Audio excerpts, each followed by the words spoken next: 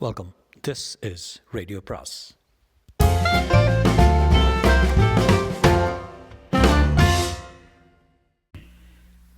அனைவருக்கும் அன்பு வணக்கம். ஜெயமோகனின் ஓலை சிலுவை பாகம் 4. அதன் பின் 6 வருடங்கள் நான் அவரிடம் வேலை பார்த்தேன். என் அக்காக்கள் திருமணமாகி சென்றார்கள். நான் 11ஆம் வகுப்பு முடித்து ஸ்காட் கிறித்துவ கல்லூரியில் சேர்த்தேன். அப்போதும் நான் சாமர்வெல் டாக்டரின் உதவியாளராகத்தான் வேலை பார்த்தேன். நானே ஒரு நல்ல டாக்டர் என்று ஊரில் பேச்சிருந்தது. எங்கு சென்றாலும் என்னிடம் மருந்து கேட்க ஆரம்பித்தார்கள். ஆகவே நான் கையில் எப்போதும் அவசியமான அடிப்படை மருந்துகளை வைத்திருந்தேன். சில இடங்களில் என்னிடம் நோயாளிகளுக்காக ஜெபம் செய்யும்படி கேட்பார்கள். நான் திறமையாக அதை நிகழ்த்துவேன். அந்த சொற்றொடர்களின் ஓசை நயமும் செயற்கையான உருக்கமும் எனக்கு நன்றாகவே பழகிவிட்டிருந்தன. ஆனால் ஒருபோதும் சாமுவேல் முன்னால் அதை செய்வதில்லை. சாமுவேல் மேலும் மேலும் நெய்யூர்காரராக ஆனார். அவரை பிறரிடமிருந்து வேறுபடுத்திய எல்லா அடையாளங்களும் இல்லாமலாகிக் கொண்டே இருந்தன. அவர் விளையாடுவதை விட்டார். அரைக்கால் சட்டை போடுவதை விட்டு காவி வேட்டியும் ஜிப்பாவும் போட ஆரம்பித்தார். கால்களில் சப்பாத்துக்களுக்கு பதில் சாதாரண டயர் செருப்பு போட்டுக்கொண்டார். இலையில் மீன் குழம்பு விட்ட சோற்றை பிசைந்து கைகளால் உண்டார். தரையில் சப்பனமிட்டு சாதாரணமாக அமர்ந்து புத்தகங்கள் வாசித்தார். ஒவ்வொரு நாளும் சாயங்காலங்களில் கையில் பைபிளும் பெரிய காக்கி துணிப்பையுமாக கிராமங்கள் தோறும் ஊழியத்திற்காக சென்றார். அவரை இடைவழிகளில் பார்த்தால் 4 பக்கம் இருந்தும் கிறிஸ்தவர்களும் இந்துக்களும் முஸ்லிம்களும் ஓடிக்கூடுவார்கள். அவர் ஒரு ஆளில்லாத இடத்தின் பாலத்தின் மேல் கொஞ்ச நேரம் அமர்ந்தால் கூட வெள்ளக்கட்டியை மொய்க்கும் ஈக்கள் போல மக்கள் அவரை சுற்றி கூடி விடுவார்கள். சாலையில் செல்பவர்களுக்கு அவர் நடுவே இருப்பதே தெரியாது. அத்தனை வருடம் அவர் தமிழ் பேசியும் கூட அவர் பேசுவது மக்களுக்கு கொஞ்சம்தான் புரியும். ஆனால் இயேசுவையே வழியில் கண்டது போல கைகளை கூப்பி கண்ணீர் விட்டுக்கொண்டு அவர் முன் அமர்ந்திருப்பார்கள். அவரது உடைகளையும் கால்களையும் தொட்டு கண்களை ஒற்றிக்கொள்வார்கள். அவர் நடந்து போன இடத்தில் அவரது செருப்பு தடத்தில் இருந்து மண்ணை எடுத்து முந்தியில் முடிந்து கொள்வார்கள். திரும்பும்போது அவர் சாலையில் இருந்து பக்கவாட்டில் நுழைந்து ஏதேனும் இருண்ட புதற்காட்டுக்குள் செல்வார். அவருக்கு பூச்சிகள் பாம்புகள் எதையும் பயமில்லை. ஏதோ ஒரு வயதில் அவர் அச்சம் என்பதையே முழுமையாக கடந்து விட்டிருந்தார். இருள் நிறைந்த தோட்டத்திற்குள் இலை அடர்வுக்குள் பாறையிலோ மரக்கிளையிலோ அமர்ந்து ஓபோவை இசைப்பார். அதை அப்போது இயேசுவன்றி எவருமே கேட்க மாட்டார்கள். கரைந்து கரைந்து காலியான பின் எப்போதோ திரும்ப வந்து தன் அறையில் அவர் படுத்துக்கொள்வார். ஒரு நாள் நான் ஆற்றருகே இடைவழி வழியாக ஒரு நோயாளியை பார்த்துவிட்டு வரும்போது வழியோரத்தில் கரியன் என்ற கிராமத்து கிழவர் கைகளை கூப்பிக்கொண்டு குந்தி அமர்ந்திருப்பதை என் கை விளக்கு ஒளியில் பார்த்தேன். மலம் கழிக்கிறார் என்றால் அவர் தோட்டத்தை பார்த்து திரும்பி இருக்க வேண்டியதில்லை. அரைக்கணம் கழித்தே தொலைவில் சாமர்வெல்லின் ஓபோவின் இன்னிசை காற்றில் கரைந்து கொண்டிருப்பது கேட்டது. நான் என் விளக்கை அணைத்து கொண்டு அப்படியே அவருக்கு அருகே அமர்ந்து கொண்டேன். இருளுக்குள் இருந்து பாடலாகவோ சொல்லாகவோ ஆகாத இசை வந்து கொண்டிருந்தது. இசை சில சமயம்தான் தூய உணர்ச்சி மட்டுமாக ஆகும். வெறும் ஆன்மா மட்டுமாக காற்றில் நிற்கும். அந்த கல்வி அறிவற்ற அரை நிர்வாண கிழவரும் நானும் எங்களையும் இந்த மானுடத்தையும் ஒட்டுமொத்தமாக பிணைத்திருக்கும் தூய்மையான ஒன்றால் கட்டுண்டு உடல் நீரெல்லாம் கண்ணீராக வழிய அங்கே அமர்ந்திருந்தோம். அது 1949. குமரி மாவட்டத்தை காலரா தாக்கியது. மழை மிகுந்த இந்த மாவட்டத்தில் காலரா எப்போதும் ஏதோ வடிவத்தில் இருந்து கொண்டிருந்தது. அதை இங்கே நீக்கம்பு என்பார்கள். நீர்க்கம்பம் என்ற சொல்லின் அது. கம்பம் என்றால் அதிகப்படியானது என்று பொருள். எப்போதும் முதலில் அது கொல்லங்கோடு கடற்கரையைத்தான் முதலில் தாக்கும். கடற்கரையில் இருந்து மீன் வழியாக உள்நாடுகளுக்கு பரவும். உள்நாட்டில் சாம்பவர் புலையர்களின் சேரிகளில் பரவி 2ஆம் நாளை பல உயிர்களை வாங்கிவிடும். அப்போது அதற்கு மருந்து ஏதுமில்லை. மாங்கொட்டை, எட்டிக்காய் உட்பட பல வகையான கடும் கசப்பு பொருட்களை ஒன்றாக போட்டு காய்ச்சி ஒரு கஷாயம் செய்து குடிப்பார்கள். ஆனால் பயன் ஏதும் இருக்காது. ஒட்டுமொத்தமாக ஊர்களே அழியாமல் இருந்தமைக்கு காரணம் ஊர்களின் அமைப்பு தான். கல் குளம் விளவங்கோடு பகுதியில் ஊர்கள் என்றால் 7-8 கரைகளின் தொகுப்பு என்று பொருள். பள்ளமான இடங்களில் ஓடைகளும் நீர்நிலைகளும் வயல்களும் இருக்கும். அவற்றின் நடுவே உயரமான மேட்டு நிலத்தீவுகளில் குடியிருப்புகள். அவற்றையே கரைகள் என்பார்கள். இருப்பதிலேயே மேடான கரையில் கோயிலும் உயர் சாதியினரின் வீடுகளும் இருக்கும். இன்னொரு கரையில் நாடார்கள், இன்னொன்றில் ஆசாரிகள், கொல்லர்கள், வண்ணார்கள், இன்னொன்றில் புலையர், சாம்பவர், சேரிகள். ஒரு கரையில் காலரா வந்தால் அந்த கரையை முழுமையாக சூறையாடி விட்டு செல்லும். அடுத்த கரைக்கு அது போவதற்கு நடுவே எப்படியும் 1 கிலோமீட்டர் தூரம் கடக்க வேண்டியிருக்கும் என்பதனால் மட்டுமே காலரா மட்டுப்பட்டது. சேரிகள் தான் மிக நெரிசலானவை. ஒரு வீட்டுக்கும் இன்னொரு வீட்டுக்கும் இடைவெளியே இருக்காது. ஒரு கௌரவமான கோழிக்கூடை விட சிறிய ஓலைக்குடிகள். ஒருவர் வீட்டு தண்ணீர் இன்னொரு வீட்டுக்கு செல்லும். மீன் செல்லுகளும் குப்பைகளும் எங்கும் குவிந்து கிடக்கும். கோழிகளும் ஆடுகளும் எருமைகளும் மனிதர்களுடன் சேர்ந்து அங்கே வாழ்வார்கள். அத்தனை பேருடைய மலமும் அந்த இடைவெளிகள் முழுக்க மழை ஈரத்தில் கலங்கி மண்ணுடன் சேர்ந்து ஊறி கிடக்கும். மலப்புழுக்களின் வாழ்க்கை. அங்கே காலரா வந்தால் 10 நாளில் அங்கு வாழும் கிட்டத்தட்ட அத்தனை பேரும் செத்து கிடப்பார்கள். காலரா பரவுவதற்கான முக்கியமான காரணம் கிளாத்தி, ட்ரையாகாந்தஸ் ஸ்ட்ரிக்லிஃப்ளையர் என்ற மீன்தான் என்று சாமர்வெல் கண்டுபிடித்தார். வைகாசி ஆனி மாத முதல் மழைக்காலம் முடிந்து ஆடி தொடங்கியதும் இது கடலில் பெருமளவுக்கு கிடைக்க ஆரம்பிக்கும். ஆறுகள் கடலில் கொண்டு சென்று கொட்டும் சேற்றுப்பரப்பில் முட்டை போடுவதற்காக இவை மிகப்பெரிய தேசங்கள் போல பெருகி வருகின்றன. அடர்த்தியான சேற்றில் திளைத்து அதில் உள்ள கழிவுகளை உண்கின்றன. அவற்றில் தோல் கிளாத்தி என்ற வகை பெருமளவில் கிடைக்கும். கருமையாக கிராஃபைட் பளபளப்புடன் அரசிலை வடிவில் பெரிய சிறகுகளுடன் இருக்கும். 70களில் ரப்பர் வருவது வரை ஆடி மாதம் குமரி மாவட்டத்தில் பஞ்ச மாதம். வைகாசியில் நடவு வேலை முடிந்துவிடும். ஆணியில் முதல் களையெடுப்பு முடிந்துவிட்டால் அதன்பின் ஆவணி பாதி வரை எந்த வேலையும் இருக்காது. வாழைகள் அப்போதுதான் இலை விரித்திருக்கும். வைகாசியில் நட்ட மரச்சீனி வேரோடி இருக்காது. சித்திரையில் காய்ந்து கரிந்த காட்டுக்கிழங்குகள் மெல்ல இலை விரிக்க ஆரம்பித்திருக்கும். எந்நேரமும் சிறு சாரல் இருந்து கொண்டிருப்பதனால் எந்த வயலுக்கும் நீர்ப்பாய்ச்சும் வேலை இல்லை. எந்த காய்க்கும் பருவம் அல்ல.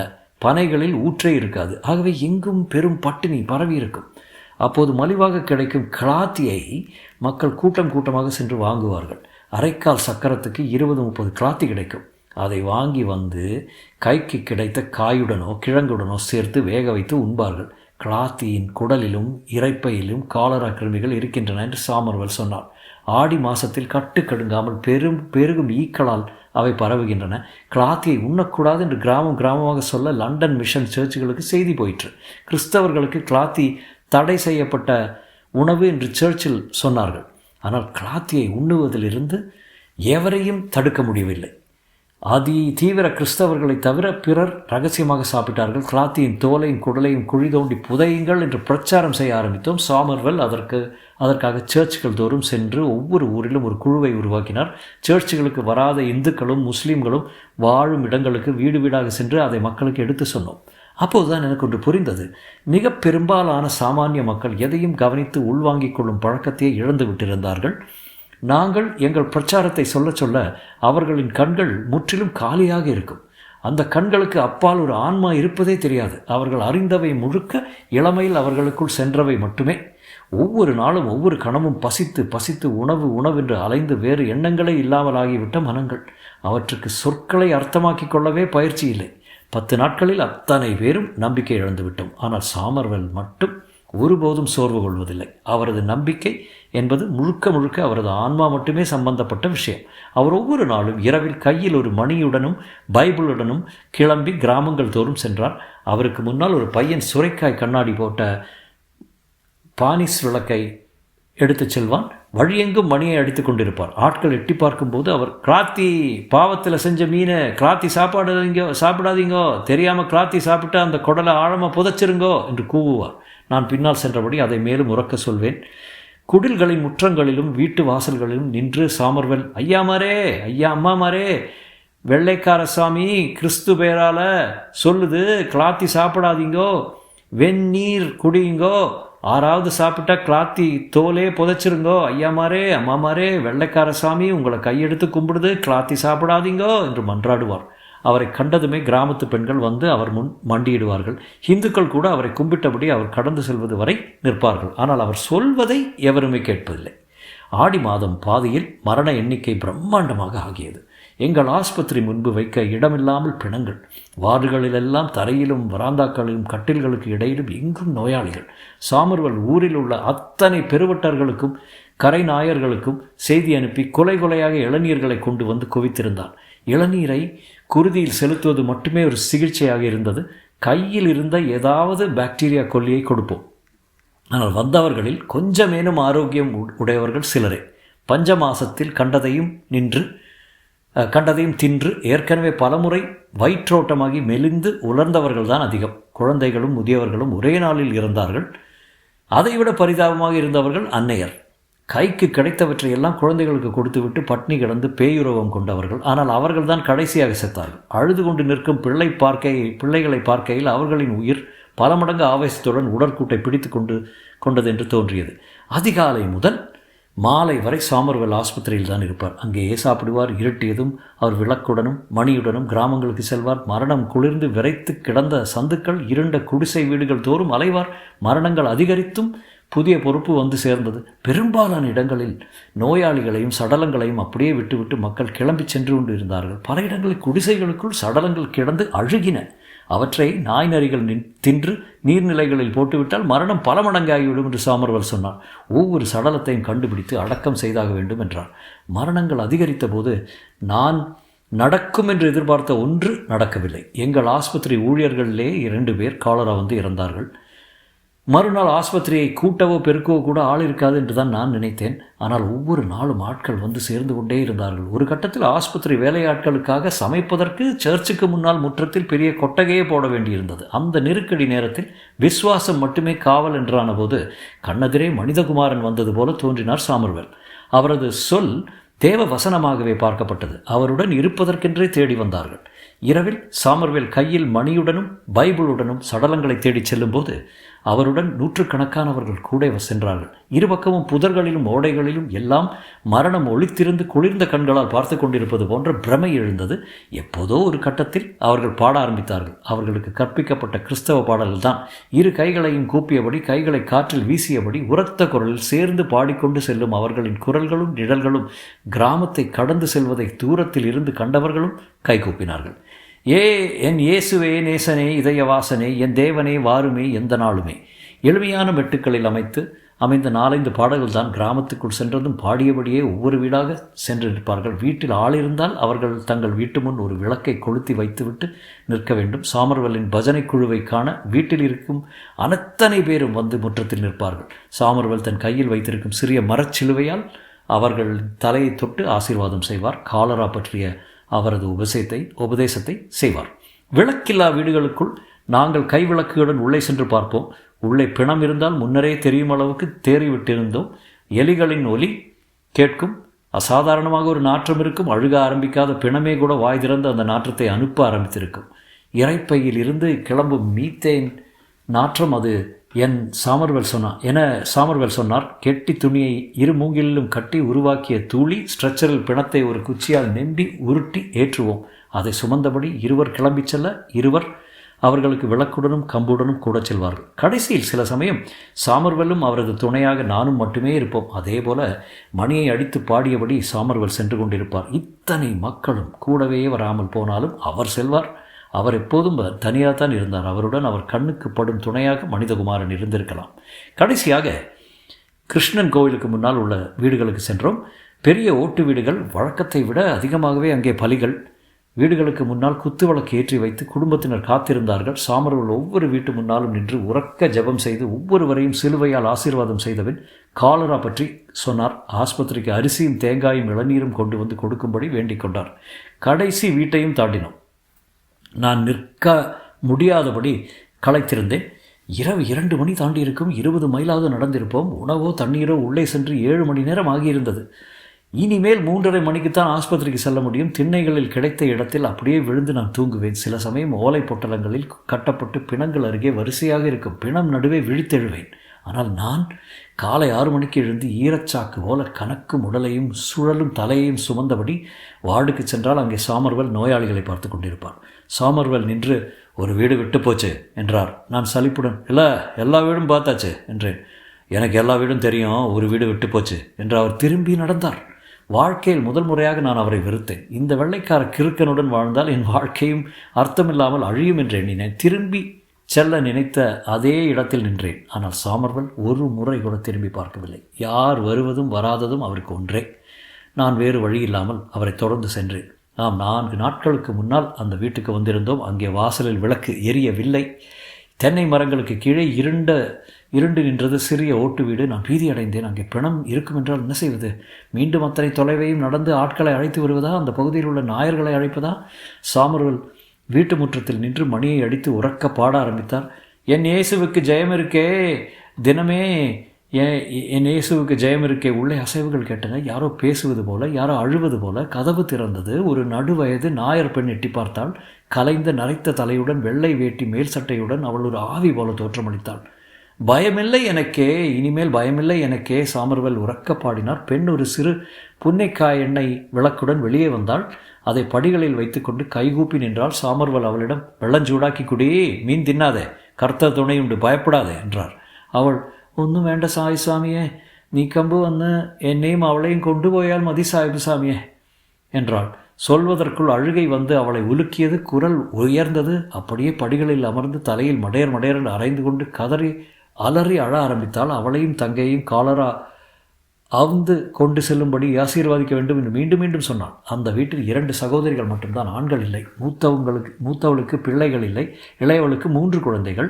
3 நாள் இடைவெளியில் 3 குழந்தைகளுமே வரிசையாக காலராவால் செத்து போயிருந்தன. அவள் குழறி குழறி சொல்லி முடிப்பது வரை சாமுவேல் பொறுமையாக அவளை சமாதானம் செய்து கொண்ட கேட்டார். சாமி வீட்டுக்குள்ளே வரலாமா என்றார். அவளுக்கு எழுந்தேல்கம் ஐயே சாஹிப் சாமியே என்றாள் மூத்தவள். உள்ளே சென்றோம். அறைகள் எல்லாம் இருண்டு கிடந்தன. உள்ளறையில் தரையில் அந்த பெண் விழுந்து கிடந்தாள். காலடி ஓசை கேட்டு கண் திறந்து பார்த்தாள். கண்களில் ஒரு சொட்டு தண்ணீர் இல்லை. முகம் பைத்திய கலையுடன் இருந்தது. சாமுவேல் அவளையே பார்த்தார். அவள் அவரை கண்டு கொண்டது போல தோன்றவில்லை. நான், வெள்ளைக்காரி சாமியாக்கும் வந்திருக்குது என்றேன். அவள் ஆ என்றாள். சாமி, சாய்ப்பு சாமி.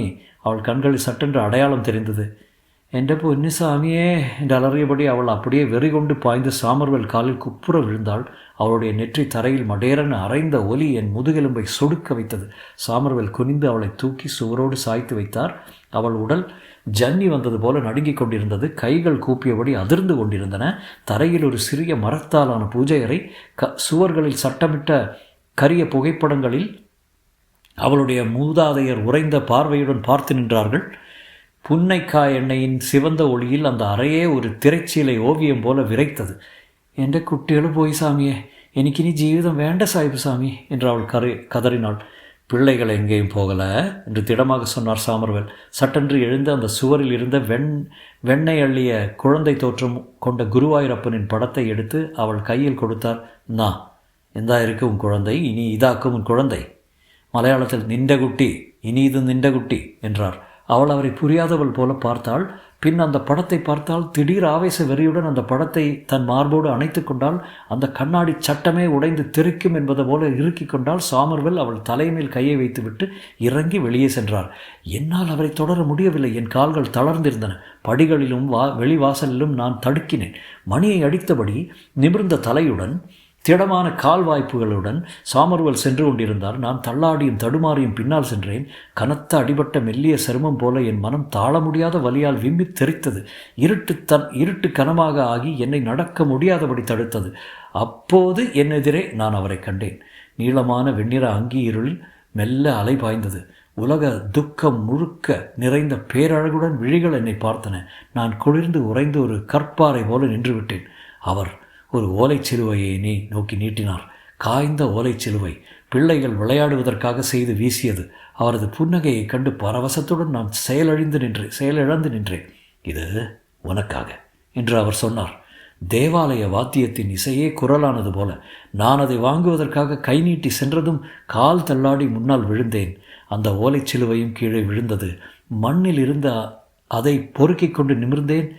என் முன் அவர் இல்லை. ஆனால் அவர் இருந்ததன் மெல்லிய ஒளி மிச்சமிருந்தது. அப்போதுதான் நான் கண்டதென்ன என்று உணர்ந்தேன். அந்த ஓலைச்சிலுவையை என் நெற்றி மேல் சேர்த்து மாறி மாறி முட்டிக்கொண்டு கண்ணில் மார்பில் கொட்ட உடம்பின் அத்தனை மயிர்கால்களும் சிலிர்த்து எழுந்து நிற்க தரையில் மண்டியிட்டு என் உடலை வெடிக்கும் வேகத்துடன் எனக்குள் கூவினேன். என் தேவனே, என் இயேசுவே, என் மீட்பனே, என் ஐயா, இதோ உனக்கு நான் என் தேவனே. தூரத்தில் சாமுவேல் சென்று கொண்டிருந்தார். எனக்கு வெகு தூரம் முன்னால். முற்றும்.